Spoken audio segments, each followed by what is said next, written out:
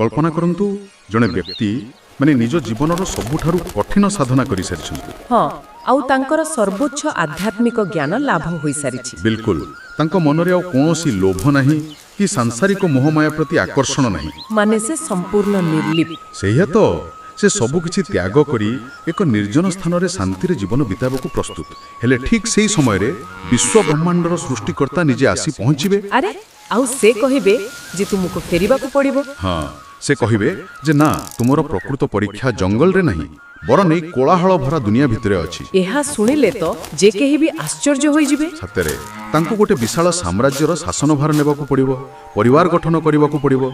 एहा किपरि संभव? जने संपूर्ण सन्यासी माने एई जटिलता भितरे पसी निज शांति केमिति बजाय रखिबे? एईटा गोटे बहुत बड़ चिरंतन द्वंद्व। आउ आजिर हमर एई गभीर आलोचना रे आमे ठीक एही विरोधाभास रे उत्तर खोजिबाकू जाउछु। अच्छा आजिर उत्साह कोन रहिछि? आजिर हम तथ्यगुड़िक विशेष करी महाकवि जगन्नाथ दासंक द्वारा रचित ओडिया श्रीमद् भागवतर पंचम स्कंध प्रथम अध्याय उपरे आमे कथा हेबा। राजा प्रियव्रतंक कहानी एहा बहुत शक्तिशाली। बहुत एहा केवल एक प्राचीन गाथा नुहे, माने आधुनिक मनुष्य पई एहा एक वास्तव मार्गदर्शिका। आ हां मु देखुछि आज आपनको पछरी थिबा बैकड्रॉप रे एक प्राचीन पाठागार एवं नक्षत्र मंडलर चित्र रहिछि। हाँ एहा केवल साजसज्जा नुहे। जेतेबेले आमे भागवत परी महाकाव्य उपरे चर्चा करू आमे केवल गोटिए व्यक्तिर कहानी पढु नाहु। ताहले आउ कोन? माने आमे समग्र मानवीय मनस्तत्व आउ महाजागतिक नियम गुड़िक केमिति जोड़ी होईछि ताहा बुझिबाकू चेष्टा करू।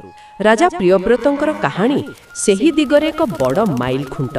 ठीक अछि, ताहले आसंतु कहानीर मूल बिंदुरु आरंभ करिबा।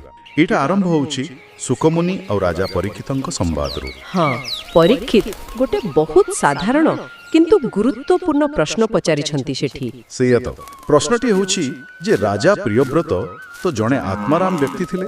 मोर जेते दूर बुझामणा आत्माराम माने जो व्यक्ति निज भितरे ही संतुष्ट थाए।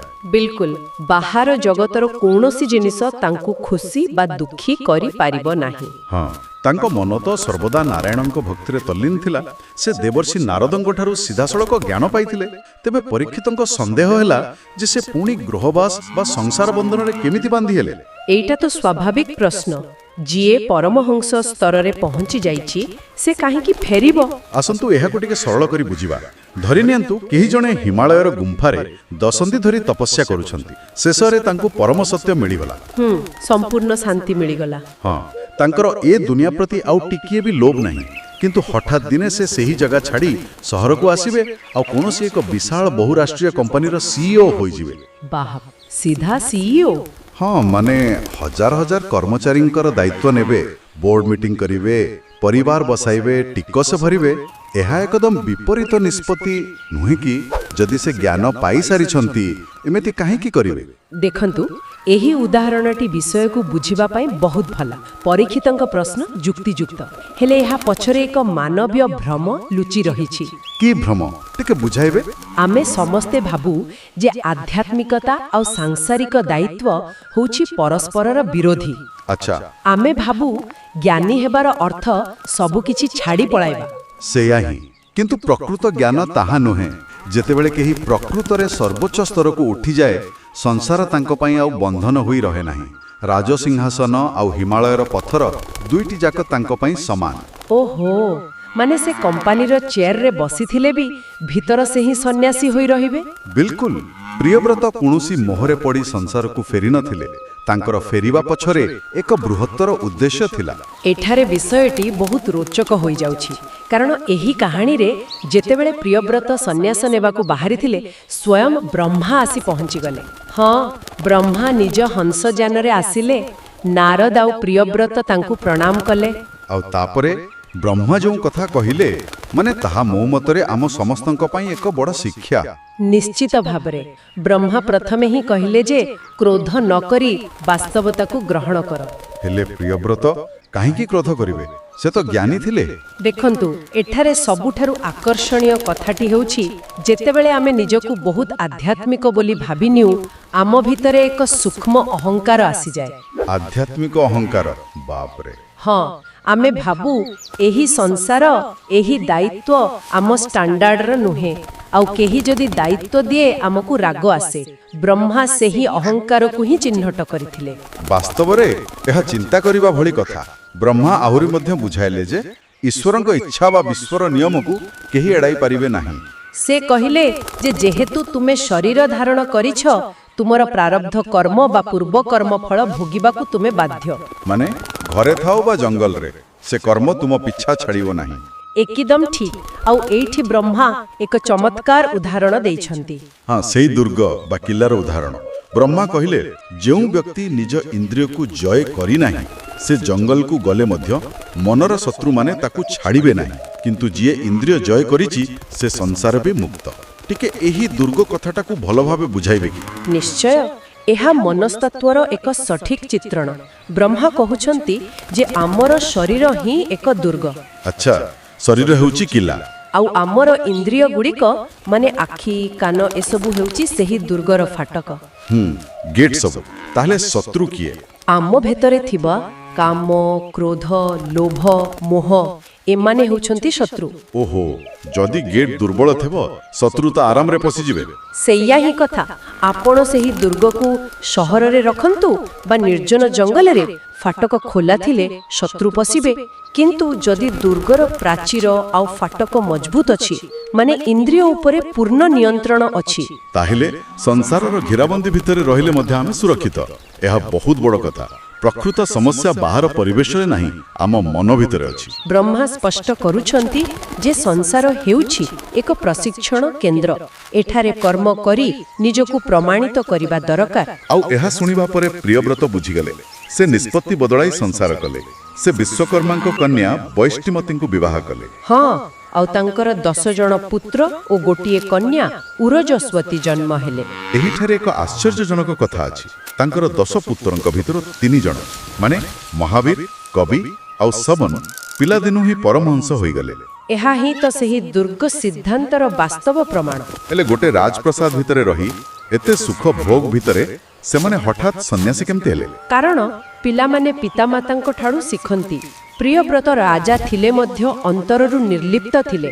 ତାଙ୍କର ପ୍ରଭାବ ଏତେ ବଳିଷ୍ଠ ଥିଲା ଯେ ପୁତ୍ରମାନେ ସଂସାର ଭିତରେ ରହି ବି ଜ୍ଞାନ ଲାଭ କଲେ। ମାନେ ସଂସାର ଭିତରେ ବି ପଦ୍ମଫୁଲ ପରି ରହିହେବ। ଆଉ ତାଙ୍କର ଅନ୍ୟ ପୁତ୍ରମାନେ ପରେ ମନୁ ମଧ୍ୟ ହୋଇଥିଲେ। ହେଲେ ଏବେ ମୁଁ ଏକ ବିଷୟ ଉଠାଇବାକୁ ଚାହୁଁଛି ଯୋଉଟା ମୋତେ ଟିକେ ଖଟକା ଲାଗୁଛି। ଆଚ୍ଛା, କେଉଁ ବିଷୟଟା? ଭାଗବତରେ ଲେଖା ଅଛି ଯେ ପ୍ରିୟବ୍ରତ ବହୁତ ପରାକ୍ରମୀ ଥିଲେ। ସେ ଗୋଟେ ଜ୍ୟୋତିର୍ମୟ ରଥରେ ବସି ସୂର୍ଯ୍ୟଙ୍କ ଗତି ସହ ସମାନ ବେଗରେ ପୃଥିବୀ ଘୁରୁଥିଲେ। ହଁ, ଆଉ ତାଙ୍କ ରଥର ଆଲୋକ ଏତେ ଥିଲା ଯେ ରାତି ବି ଦିନ ପରି ଲାଗୁଥିଲା, ଏକ ଦ୍ୱିତୀୟ ସୂର୍ଯ୍ୟ ପ୍ରାୟ। ଠିକ୍ କହିଲେ। କିନ୍ତୁ ଆହୁରି ଲେଖା ଅଛି ଯେ ସେହି ରଥଚକ୍ର ଚାପରେ ମାଟିରେ 7ଟି ବିଶାଳ ଖାତ ସୃଷ୍ଟି ହେଲା, ଯାହାପରେ ସପ୍ତ ସିନ୍ଧୁ ବା 7ଟି ମହାସମୁଦ୍ର ହେଲା ଆଉ ପୃଥିବୀ 7ଟି ଦ୍ୱୀପରେ ବିଭକ୍ତ ହେଲା, ଯେମିତିକି ଜମ୍ବୁ ପ୍ଲକ୍ସ କୁଶ ଇତ୍ୟାଦି। ଟିକେ ରୁହନ୍ତୁ, ଏଇଠି ମୁଁ ଟିକେ ପୁsh ବ୍ୟାକ୍ କରିବି। ଗୋଟିଏ ରଥର ଚକରୁ 7ଟି ମହାସମୁଦ୍ର ଆଉ ମହାଦେଶ ଆଉ ଗୋଟିଏ ରଥ ସମ୍ପୂର୍ଣ୍ଣ ରାତିକୁ ଦିନ କରିଦେବ। ଆଜିର ସମୟରେ ଏହା କେବଳ ଗୋଟେ ଅତିରଞ୍ଜିତ କାହାଣୀ ପରି ଲାଗୁନାହିଁ କି? ଆପଣଙ୍କ ସନ୍ଦେହ ପୁରା ଯୁକ୍ତିଯୁକ୍ତ। ଯଦି ଆମେ ଏହାକୁ କେବଳ ଆକ୍ଷରିକ ଅର୍ଥରେ ନେବା ତେବେ ତର୍କ ଦୃଷ୍ଟିରୁ ଏହା ଗ୍ରହଣୀୟ ଲାଗିବନି। ତେବେ ଆମେ ଏହାକୁ କିପରି ବୁଝିବା? ଯଦି ଆମେ ଏହାକୁ ବ୍ୟାପକ ଦୃଷ୍ଟିକୋଣରୁ ଦେଖିବା, ପ୍ରାଚୀନ ଗ୍ରନ୍ଥରେ ଜଟିଳ କଥା ବୁଝାଇବା ପାଇଁ ରୂପକ ବା ମେଟାଫରର ବ୍ୟବହାର ହୁଏ। ଆଚ୍ଛା, ତାହେଲେ ଏଇ ଦ୍ୱିତୀୟ ସୂର୍ଯ୍ୟର ଅର୍ଥ କ'ଣ? ଏହା ଜଣେ ଶକ୍ତିଶାଳୀ ଏବଂ ଧର୍ମପରାୟଣ ଶାସକଙ୍କର ପ୍ରଶାସନିକ ଆଲୋକ। ଯେତେବେଳେ ନେତା ସମର୍ଥିତ ଥାଆନ୍ତି, ଅଜ୍ଞାନତା ଆଉ ଅନ୍ୟାୟର ଅନ୍ଧକାର ଦୂର ହୋଇଯାଏ। ରାତିରେ ବି ଲୋକ ସୁରକ୍ଷିତ ରହନ୍ତି। ଓହୋ, ତାଙ୍କର ସୁଶାସନ ସୂର୍ଯ୍ୟ ପରି ଥିଲା। ତାହେଲେ ସେହି ରଥଚକ୍ର ସମୁଦ୍ର ସୃଷ୍ଟି ହେବାର ରୂପକ କ'ଣ? ଦେଖନ୍ତୁ, ରଥଚକ ଗଲେ ମାଟିରେ ଗଭୀର ଦାଗ ରହିଯାଏ। ଜଣେ ଯୁଗାନ୍ତକାରୀ ସମ୍ରାଟଙ୍କର ନୀତି ଆଉ ନିୟମ ସମାଜ ଉପରେ ଏତେ ପ୍ରଭାବ ପକାଏ ଯେ ତାହା ଯୁଗ ଯୁଗ ରହିଯାଏ। ମାନେ ସେ ଯେଉଁ ପ୍ରଶାସନିକ ବ୍ୟବସ୍ଥା ବା ବିଭାଜନ କରିଥିଲେ ତାହା ପୃଥିବୀର ରୂପରେଖା ବଦଳାଇଥିଲା। ଏକଦମ। ତାଙ୍କ କାର୍ଯ୍ୟ ପୃଥିବୀର ଭୂଗୋଳ ବା ଇତିହାସ ବଦଳାଇ ଦେବାର କ୍ଷମତା ରଖିଥିଲା। ଏହା ସିଦ୍ଧ ପୁରୁଷର କର୍ମଯୋଗର ଏକ ବିଶାଳ ପ୍ରତୀକ। ବର୍ତ୍ତମାନ ଏହା ସମ୍ପୂର୍ଣ୍ଣ ସ୍ପଷ୍ଟ ହେଲା, କିନ୍ତୁ ଆଶ୍ଚର୍ଯ୍ୟର କଥା ହେଉଛି ଏତେ ବଡ଼ ସାମ୍ରାଜ୍ୟ, ଏତେ ପାୱାର ଆଉ ସୁଖ ଭୋଗିବା ପରେ କାହାଣୀର ଶେଷ ଭାଗଟି ଆହୁରି ରୋମାଞ୍ଚକର ହୋଇଯାଉଛି। ହଁ, ଜୀବନର ଏକ ପର୍ଯ୍ୟାୟରେ ପହଞ୍ଚିବା ପରେ ପ୍ରିୟବ୍ରତଙ୍କ ମନରେ ହଠାତ୍ ପୁଣି ବୈରାଗ୍ୟ ଆସିଲା। ସେଇଟା କେମିତି ହେଲା? ସେ ତ ନିର୍ଲିପ୍ତ ଥିଲେ। ସେ ଅନୁଭବ କଲେ ଯେ ସେ ନିଜ ପତ୍ନୀ ଆଉ ସାଂସାରିକ ବିଷୟରେ ଅଜାଣତରେ ଟିକେ ବେଶୀ ଆସକ୍ତ ହୋଇଯାଇଛନ୍ତି। ଭାଗବତରେ ଏହାକୁ ଅବିଦ୍ୟା ବିଷୟ କୁହାଯାଇଛି। ଆଚ୍ଛା, ମାନେ ସେ ନିଜ ଭ୍ରମକୁ ଧରିପାରିଲେ? ହଁ, ନିଜ ଇଷ୍ଟଦେବତାଙ୍କ କୃପାରୁ। ଜଣେ ପ୍ରକୃତ ଜ୍ଞାନୀ ନିଜ ବିବେକର ଦର୍ପଣ ସବୁବେଳେ ସଫା ରଖିଥାଏ। ଟିକେ ମଇଳା ଲାଗିଲେ ସେ ଜାଣିପାରେ। ତାହେଲେ ସେ କ'ଣ କଲେ? ସେ ନିଜ ପୁତ୍ରମାନଙ୍କ ମଧ୍ୟରେ ରାଜ୍ୟ ଭାଗ କରିଦେଲେ, ସବୁ କିଛି ଛାଡ଼ିଦେଲେ। ଆଉ ଦେବର୍ଷି ନାରଦଙ୍କ ପଥ ଅନୁସରଣ କରି ମୁକ୍ତି ଲାଭ କଲେ। କବି ଜଗନ୍ନାଥ ଦାସ କହନ୍ତି ଯେ ତ୍ରୈଲୋକ୍ୟରେ ତାଙ୍କ ମହିମାର ତୁଳନା ନାହିଁ। ହେଲେ ଏଇଠି ମୋ ମନରେ ଗୋଟେ ପ୍ରଶ୍ନ ଆସୁଛି, ତାହେଲେ ଏସବୁର ପ୍ରକୃତ ଅର୍ଥ କ'ଣ? ସେ ସବୁ ପାଇଲେ, ଭୋଗ କଲେ, ଆଉ ଶେଷରେ ସବୁ ଛାଡ଼ିଦେଲେ। ଯଦି ଛାଡ଼ିବାର ଥିଲା, ଏତେ ସବୁ କଲେ କାହିଁକି? ଏହି ପ୍ରକ୍ରିୟାରେ ହିଁ ସବୁଠାରୁ ବଡ଼ ସୌନ୍ଦର୍ଯ୍ୟ ଲୁଚି ରହିଛି। କିପରି? ଟିକେ ବୁଝାନ୍ତୁ। ଜ୍ଞାନର ସବୁଠାରୁ ବଡ଼ ପ୍ରମାଣ ହେଉଛି କେତେବେଳେ କେଉଁ ଦାୟିତ୍ୱ ନେବାକୁ ହେବ ଆଉ ଠିକ୍ ସମୟ ଆସିଲେ କେମିତି ତାକୁ ବିନା ଦୁଃଖରେ ଛାଡ଼ି ହେବ ତାହା ଜାଣିବା। ଓହୋ, ମାନେ ଲେଟିଂ ଗୋ ବା ତ୍ୟାଗ କରିବା। ହଁ, ଯଦି ସେ ଆରମ୍ଭରୁ ପଳାଇଥାନ୍ତେ ତାହା ପଳାୟନବାଦ ହୋଇଥାନ୍ତା। ସେ ଦାୟିତ୍ୱରୁ ଲୁଚିଲେ ନାହିଁ, ବରଂ ଦାୟିତ୍ୱ ଶେଷ କରି ମୁକ୍ତ ହେଲେ। ଏହା ହିଁ ଚୂଡ଼ାନ୍ତ ବୈରାଗ୍ୟ। ବାସ୍ତବରେ ଏହା ଏକ ଅସାଧାରଣ ଦର୍ଶନ। ଆମେ ଆଜିର ଆଲୋଚନାର ଶେଷ ଆଡ଼କୁ ଆସିଗଲୁଣି। ଆମେ ଯଦି ମୁଖ୍ୟ ନିର୍ଯାସକୁ ଦେଖିବା, ପ୍ରକୃତ ବୈରାଗ୍ୟ ଜଙ୍ଗଲରେ ନୁହେଁ, ମନର ସ୍ଥିତିରେ ଥାଏ। ବିଲକୁଲ, ନିଜ ଇନ୍ଦ୍ରିୟକୁ ଜୟ କରିବା ହିଁ ପ୍ରକୃତ ସଫଳତା। ଆଉ ଯିଏ ଶୁଣୁଛନ୍ତି ସମସ୍ତଙ୍କ ଜୀବନ ସହିତ ଏହାର ସିଧାସଳଖ ସମ୍ପର୍କ ଅଛି। ଆଜିକାଲି ଟିକେ ଚାପ ପଡ଼ିଲେ ଲୋକେ ଭାବନ୍ତି ଚାକିରି ଛାଡ଼ିଦେବେ, କୁଆଡ଼େ ଦୂରକୁ ପଳାଇବେ। କିନ୍ତୁ ଶାନ୍ତି ପାଇବା ପାଇଁ ଦୈନନ୍ଦିନ ଜୀବନ କିମ୍ବା ଦାୟିତ୍ୱ ଛାଡ଼ିବାର କୌଣସି ଆବଶ୍ୟକତା ନାହିଁ। ସେଇଆ ତ, ଆମେ ଏହି ବ୍ୟସ୍ତତା ଭିତରେ ରହି ମଧ୍ୟ ନିଜ ମନର ଦୁର୍ଗକୁ ସୁରକ୍ଷିତ ରଖିପାରିବା। ନିଶ୍ଚିତ ଭାବରେ। ତେଣୁ ଆଜି ଶେଷ କରିବା ପୂର୍ବରୁ ସମସ୍ତଙ୍କ ପାଇଁ ଏକ ଚିନ୍ତାମୂଳକ ପ୍ରଶ୍ନ ଛାଡ଼ି ଯାଉଛି। ଆମେ ଯେଉଁ ଚାପ ବା ସମସ୍ୟାରୁ ମୁକ୍ତି ପାଇବା ପାଇଁ ଜାଗା ବଦଳଉଛୁ କିମ୍ବା ଦୂରେଇ ଯିବାକୁ ଚେଷ୍ଟା କରୁଛୁ, ସେହି ଶତ୍ରୁ ବାହାରେ ଅଛନ୍ତି ନା ଆମ ନିଜ ଭିତରେ ଅସଂଯତ ଇଚ୍ଛା ରୂପରେ ବସିଛନ୍ତି? ଆମେ କ'ଣ ନିଜ ମନ ଭିତରେ ଏକ ଅଭେଦ୍ୟ ଦୁର୍ଗ ନିର୍ମାଣ କରୁଛୁ, ନା କେବଳ ସମସ୍ୟାରୁ ଲୁଚିବା ପାଇଁ ଏଠୁ ସେଠି ଘୁରି ବୁଲୁଛୁ? ଏହା ଉପରେ ନିଶ୍ଚୟ ବିଚାର କରନ୍ତୁ। ଏହା ପ୍ରକୃତରେ ଗଭୀର ଆତ୍ମସମୀକ୍ଷାର ବିଷୟ। ଆଜିର ଏହି ବୌଦ୍ଧିକ ଯାତ୍ରାରେ ଆମ ସହିତ ସାମିଲ ହୋଇଥିବାରୁ ଅଶେଷ ଧନ୍ୟବାଦ।